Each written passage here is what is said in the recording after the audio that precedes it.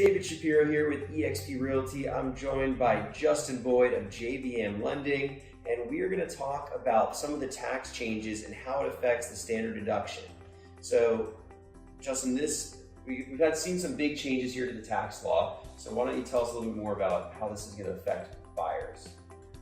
Absolutely, David. So, being tax time, this is a hot topic for most homeowners, and everybody wants to know, how do the tax changes affect homeowners?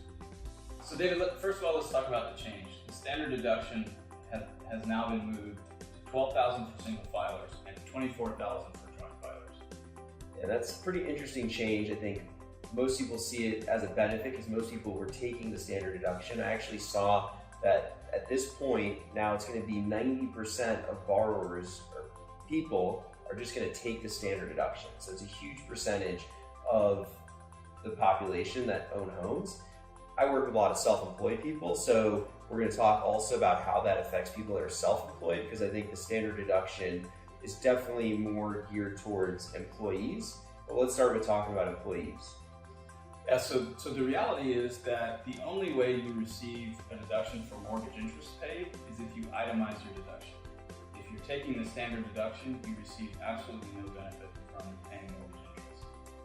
And I have a calculator, so when I sit down with buyers for the first time and we look at the numbers and they try to understand the full picture, there's a couple of things we look at, and one of them is what can they expect to gain as a benefit from the mortgage interest deduction. And one of the things that they need to know when we sit down, and usually they don't, and it's fine, they can go talk to their accountant or look at their tax return from the previous year, was if they were to itemize, what would that be? And then we can take a look at the numbers and see if itemizing in the current year, whatever year that would be that they're buying, if that's going to start to save them some additional money on their taxes. And what we're seeing is that depending on the price point, it may or may not. So do you want to touch upon that? Yeah, let's go through an example.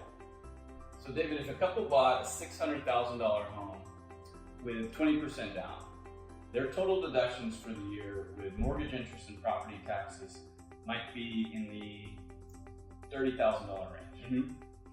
This is only $6,000 higher than the standard deduction, making the tax benefits from buying marginal at best. If that couple's in a 30% tax bracket, they might only save $1,200 in income tax due to the fact that they bought a home. Another important thing to note in Texas, because our property taxes are so high, with the deduction, with the limit on the state and local tax deduction being $10,000, anytime you buy a home over $500,000, give or take, the property taxes won't be deductible over that amount. One thing that people should be aware of is that if they are getting a mortgage interest deduction, let's just say it's $15,000, that's a deduction against the amount that they're being taxed on. So it's not a tax credit. They're not getting $15,000 back in their pocket.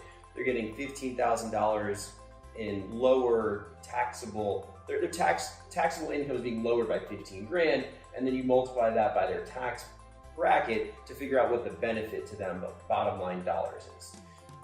And if a single buyer is buying the same $600,000 house that we were talking about, they actually enjoy a larger benefit because they have a lower standard deduction.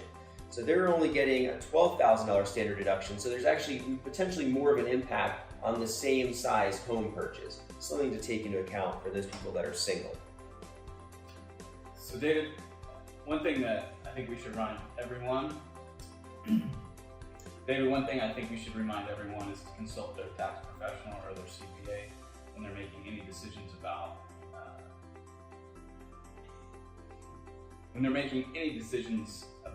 taxes or what to deduct. Oh, I tell all my buyers that you're going to do their taxes for them. No.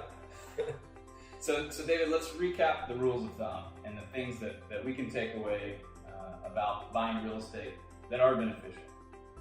Let's talk a little bit about self-employed buyers, because a little bit of a different animal. Generally, they're already itemizing, so they're going to see more benefit from the mortgage interest deduction and the state tax deduction. So they can deduct up to $10,000 of state income taxes. So that's where you came up with that $500,000 mark, because generally taxes here in the Austin area around 2.2%. So that's where that benefit maxes out. And then the mortgage interest deduction maxes out at a $750,000 loan amount. So, if they're in that $500,000 price range, they can get a ton of benefit. And I think depending on their lifestyle, they shouldn't limit it based on these numbers because there's still some big benefits to owning in addition to these two. One of the ones that I love is that it's a hedge against inflation. And I actually gave a talk at a conference one time, and the talk was why your goal should be to accumulate $1 million in debt. And people were like, this guy's out of his mind. Well, why should we be accumulating debt? I think people have this thing drilled in their head about why they shouldn't have debt, and they work so hard to pay it down so quickly. And there are types of debt that are bad debt that you should be doing that with. High interest rate credit cards, for sure. You should have something at 12, 14, 18% that you're paying on. That should be paid down quickly. But a mortgage or a student loan that's generally at 6% or lower, you can hang on to that all day. If somebody who's willing to loan me money at 6%, I will take that infinite amount and be able to invest it and get a higher return. So you should look at that the same way. And some people have a little bit of a hard time with like the marginal, hey, well, I just want to pay an extra $200 a month towards my loan. That's going to save me tens of thousands over the 30 years. That's possibly, that is true, but probably you're not going to own it for 30 years. That's A. B, if you take that $200 and invest that, even just the stock market, my investment vehicle of choice is real estate. But let's just use the stock market for an easy example because you can invest marginally at $200 a month and put that into the stock market. I'm pretty confident you can get better than a 6% return. And so theoretically, you should take that gap and not pay down your mortgage any quicker than you can. It also acts as a hedge against inflation. And the way that works is that if you have $1 million in cash sitting in the bank, is inflation good or bad for that $1 million in cash? Terrible. Yeah, it's just eroding the value of that over time. So what's the opposite of cash? It's debt. So if you have $1 million in debt, then now all of a sudden inflation is good for you. So my goal is to have a lot of debt because inflation, the Fed has a target inflation rate of between 2 and 3%. So literally the government is targeting to have inflation. And I think the federal government is, the biggest entity, United States federal government. It'd probably be good to align yourselves with their interests. The amount of debt that the federal government has, there's no way they're going to get out of it. One of the only ways is through inflation. So I'm confident that we're going to continue to see inflation. And so having debt is an important way to hedge against that. And so my goal was $1 million in debt, and I'm talking about low rate, fixed interest. And that's another thing. While interest rates are currently at historic lows, my first loan was 6.25%, and it was an ARM, adjustable rate mortgage, meaning that after the 5-year mark, every year it adjusted. And it could go up to, I think, as high as 10.25%. So, the fact that you can get a sub 5% 30-year fixed rate mortgage right now is crazy. And people look back, well, I could have gone 4%. What was that, a year or 2 years ago? Right. But we're still at historic lows, and still 5% is a great interest rate and a great way to hedge against inflation. The other benefit that you're getting by having debt is you're automatically paying down your loan balance every month. And that's just a really cool way to build wealth. Even if you don't get any appreciation, you're paying down the loan.